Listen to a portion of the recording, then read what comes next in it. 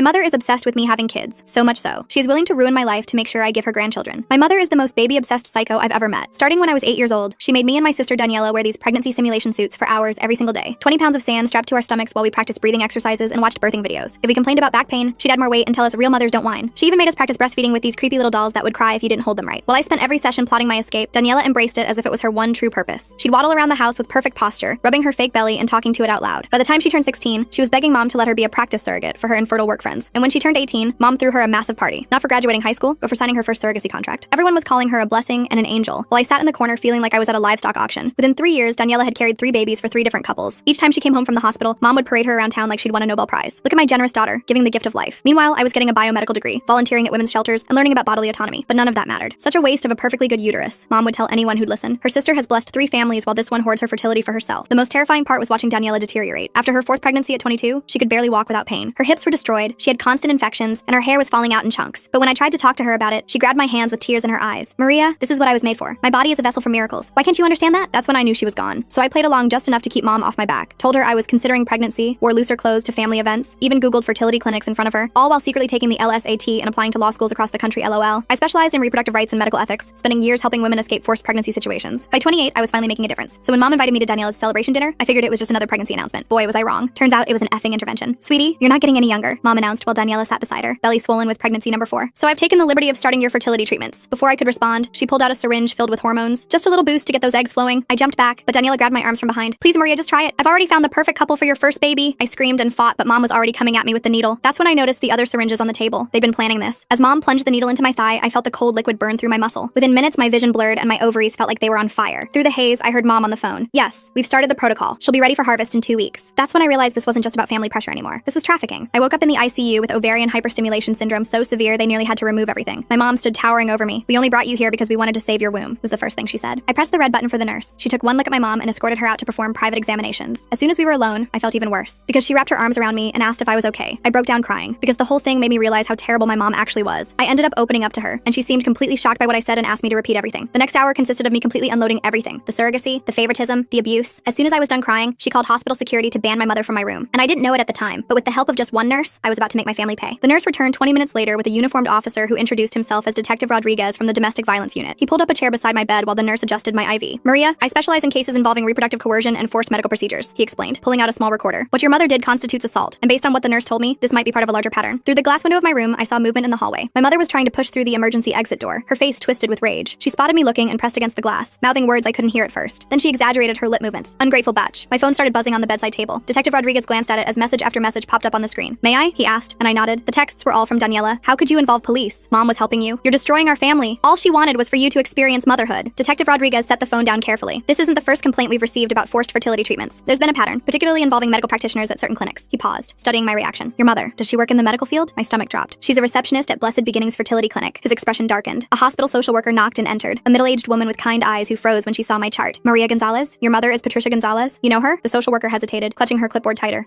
We've had some interactions. Let me get you some resources. She fumbled through her papers, clearly uncomfortable. Detective Rodriguez made notes while I described the intervention dinner. The social worker kept glancing at the door, and I noticed her hands shaking slightly as she handed me pamphlets about domestic violence resources. I need to check something, I said, reaching for my phone. I logged into my medical portal, scrolling through recent documents. There it was, dated 3 months ago, right after I'd casually mentioned to Mom that James and I were thinking about our future. My medical power of attorney had been changed to my mother. This isn't my signature, I said, showing them the document. The handwriting was similar to mine, but slanted differently, the way someone might write if they were tracing. Before anyone could respond, a man in an expensive suit strode into the room. I'm representing Patricia Gonzalez. I understand there's been a misunderstanding regarding my client's daughter's medical care. That was fast, Detective Rodriguez muttered. The lawyer smoothed his tie. Maria is clearly suffering from hormone-induced psychosis. Her mother was simply trying to help when Maria became violent. We're requesting an immediate psychiatric evaluation. I'm not psychotic, I protested. The hormones in your system suggest otherwise. Ovarian hyperstimulation can cause severe mood disturbances, paranoia, even hallucinations. The hallway suddenly filled with noise. Daniela appeared with 5 small children clinging to her maternity dress. Aunt Maria needs help, she announced loudly to anyone who would listen. She's been struggling with jealousy issues for years. Hospital security arrived, trying to maintain order as the children started crying. Daniela bounced the youngest on her hip while rubbing her pregnant belly with her free hand. I grabbed my phone to call my law firm, needing backup. The receptionist answered on the second ring. Oh, Maria, your mother called earlier. She explained about your situation. Don't worry. We're handling your caseload while you recover. What? No, I'm fine. I need to speak to... The partners think it's best if you focus on getting better. Your mother said the breakdown was quite severe. I hung up, my hands trembling. Through the window, I watched my mother pull something from her purse, showing it to her lawyer. Keys, my apartment keys, my car keys. She started reciting something, and though I couldn't hear her, I recognized the pattern. She was listing my work schedule. Monday, she has court at 9. Tuesday is client meetings until 6. Wednesday, she volunteers at the women's shelter. The lawyer nodded along, taking notes. James burst through the door, still in his work clothes. Maria, I got your text. But